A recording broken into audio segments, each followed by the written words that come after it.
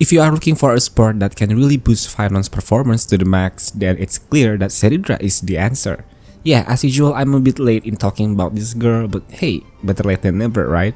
Word is CERYDRA is going to be one of the best in slot team members for Phainon. I heard she can even copy skills, but what exactly does her kit look like?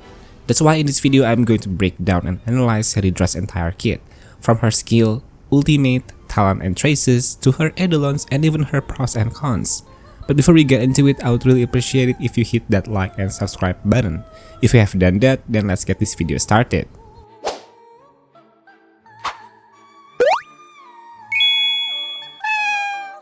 CERYDRA is a 5-star limited harmony character. Her role in the team is clearly that of a support, but she is very specific, best suited only for hyper carry style teams.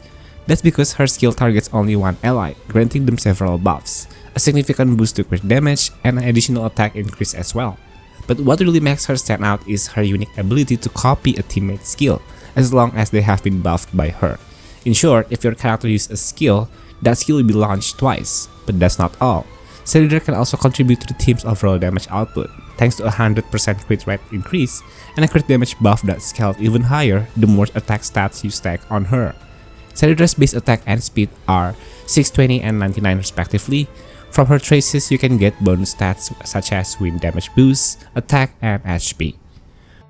As for her basic attack, there's nothing too special. It targets a single enemy with her chest piece and deals wind damage equal to 100% of her attack.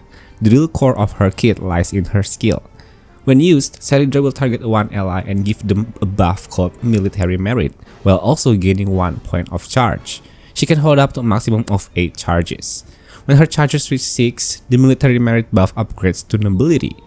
Once that happens, all the buffs on the ally are cleansed, and the Nobility buffs gives them a 72% crit damage increase for their skill, while also triggering Coup de Main. When they use that skill, this is how CERYDRA can copy or duplicate a teammate's skill. Simply put, the skill or basic attack used will be activated twice. But to note, this doesn't consume extra skill points. Only the original skill from your ally will cost SP. Now, what about her ultimate? Her ultimate cost is 130 energy. When activated, CERYDRA curses all enemies, turning them into chest pounds, execute a checkmate, and destroys everything, dealing wind damage equal to 240% of her attack. On top of that, she also gains 2 charges for her skill. But is this the only way for CERYDRA to quickly generate charge? The answer lies in her talent and traces. When an ally has the Military Merit buff, their attack will be increased by 24% of CERYDRA's total attack. Since there's no stated limit to how much attack can be transferred, this means you can stack as much attack as possible on CERYDRA for greater results. Additionally, whenever the buffed character uses a basic attack or skill, they will also generate 1 charge point for CERYDRA's skill. But of course, CERYDRA's capabilities don't stop there. Let's now dive deeper into her traces and technique in full details. For her first trace, when CERYDRA's attack exceeds 2000, every additional 100 attack will increase her own crit damage by 18%, up to a maximum of 360. Her ability to consistently deal damage, even as support, comes from her second trace. Once activated, it grants a 100% crit rate to CERYDRA. But that's not all. When an ally with Military Merit uses their ultimate for the first time in a battle, CERYDRA gains 1 charge point. In addition to the attack and crit damage buffs from her skill, her third trace grants extra utility by increasing speed by 20 for both CERYDRA and the ally with the Military Merit, lasting 3 turns. On top of that, whenever the buffed ally uses a skill or basic attack, they will restore 5 energy to CERYDRA. Now for her technique, when used, CERYDRA will apply Military Merit to herself. However, that buff will transfer to the next character you switch to. If you enter battle using a character with Military Merit already active, CERYDRA will immediately use her skill for free, without consuming any skill points. And that wraps up the full kit breakdown for E0 CERYDRA. If you are thinking about investing even further, don't go anywhere because we will dive into her eidolons right after this. For her first eidolon, when an ally has Military Merit, their attacks will ignore 15% of the enemy's defense. However, if the buff has evolved into Nobility, then that ally's attack will additionally ignore 18% defense. So in total, the defense ignore reaches 33%, which is huge in my opinion. CERYDRA's second eidolon further enhances the value of the Military Merit buff for your hyper carry.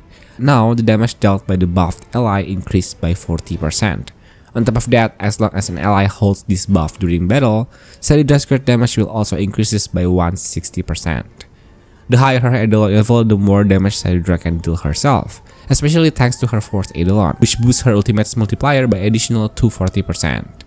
As for her final Eidolon, Military Merit will increase the main DPS all-type res span by 20%. Then when that DPS attacks, CERYDRA will deal additional wind damage. This effect can trigger up to 20 times and can reset every time CERYDRA uses her ultimate. Additionally, while Military Merit is active, CERYDRA herself will also gain 20% all-type res span, making her even more impactful in battle. After going through her Eidolons, I think Eidolon 1 is still the most worthwhile for this version. Not only does it grant 33% defense ignore to the DPS damage, but it's also much more budget friendly for players to obtain.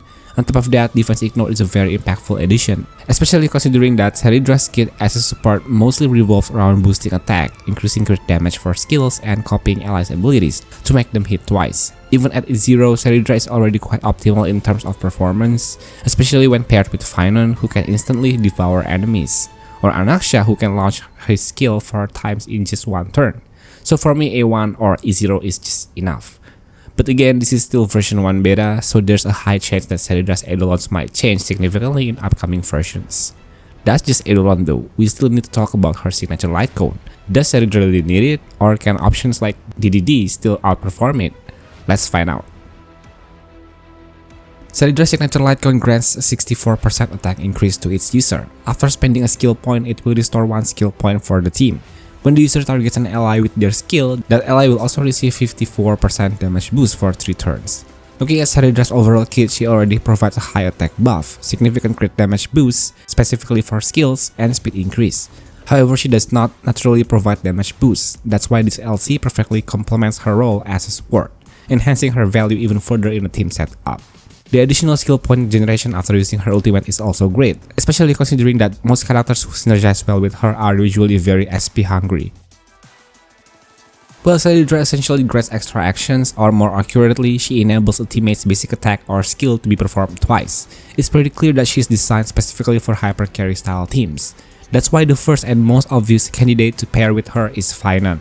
Even from early leaks, it was rumored that Phainon would get a best-in-slot support, and that support will be CERYDRA, and now that rumor has turned out to be true. It's easy to see why they are the perfect pairing. It's thanks to the CERYDRA skill copy mechanic. Once Phainon enters his ultimate mode, his main source of damage is his enhanced skill, where he drops a meteor that requires 4 scorch stacks to hit the maximum power. With the nobility buff from CERYDRA, he can freely launch this enhanced skill twice in a row, and the first cast does not consume any scorch stacks at all. This significantly increased Phainon's damage output. On top of that, the massive crit damage buff for skill is something Phainon can take full advantage of. The next best candidate is obviously Anaxia, a wind DPS that heavily relies on skill usage to deal damage. When enemies have 5 or more elemental weakness, he gets an extra action and automatically casts his skill again. But with CERYDRA duplicating abilities, Anaxia can potentially cast his skill 4 times in a single turn, which drastically boosts his total damage. Truthfully, CERYDRA can synergize with almost every DPS in the game, but her synergy with Phainon and Anaxia is just on another level. For example, Saber also relies on her skill to deal damage, though her main damage still comes from her ultimate. Still, her skill helps her build core resonance stacks, which allow her to activate her ultimate more quickly. Archer also greatly benefits from CERYDRA, as he can fire off an extra arrow without consuming any skill points, while Herta seems like another candidate that could work with CERYDRA. The problem is that her stack-based mechanic is instantly consumed during the first skill cast, so the second one does not do much damage. Now when you think about it, even basic attack-based DPS units can potentially benefit from CERYDRA's kits, such as Imbibitor or even Aglaia. Interestingly, in Agleia's case, CERYDRA's bonus speed is highly appreciated by her. Thanks to her rapid turns, Aglaia can spam her enhanced basic attacks, which in turn helps CERYDRA regain energy faster through her third trace.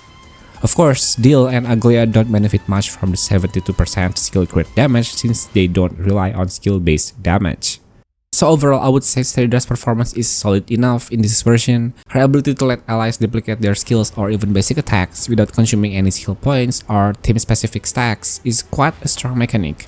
She also provides a significant crit damage buff specifically for skill-based abilities, which makes her incredibly valuable. And that's why even just in version 1, her presence alone can already elevate the performance of Phainon and Anaxia to a much higher level. On top of that, she grants unlimited attack buffs to the team as long as you can stack enough attack on her. Despite her role as a support, CERYDRA can also contribute to team damage, thanks to her traces that guarantee crits and provide massive crit damage boost to herself. And since her skill generally only needs to be used once per cycle, she's also quite SP positive. However, CERYDRA is not a very flexible support unit, at least not in version 1. Her performance drops off outside of teams like Phainon, Anaxia, or Archer because her crit damage buff only applies to skill-based DPS. Her energy cost is also fairly high, which means her damage contribution is not always consistent. This can also delay the upgrade from military merit to nobility buffs, since the DPS needs to take turns quickly to build up charge points via skills or basic attacks. And since she's Harmony unit that provides attack buffs, it's naturally inefficient to pair her with HP scaling characters. Lastly, her base kit does not provide any general damage boost, unless you also pull her signature light cone. So that wraps up the breakdown of 4 CERYDRA's kit. What do you guys think? Are you satisfied with version 1 CERYDRA, or do you find her kit a bit underwhelming? Let me know your thoughts in the comments below, and if you enjoyed this video, please hit that like and subscribe button if you have not already. And I will see you guys on the next one.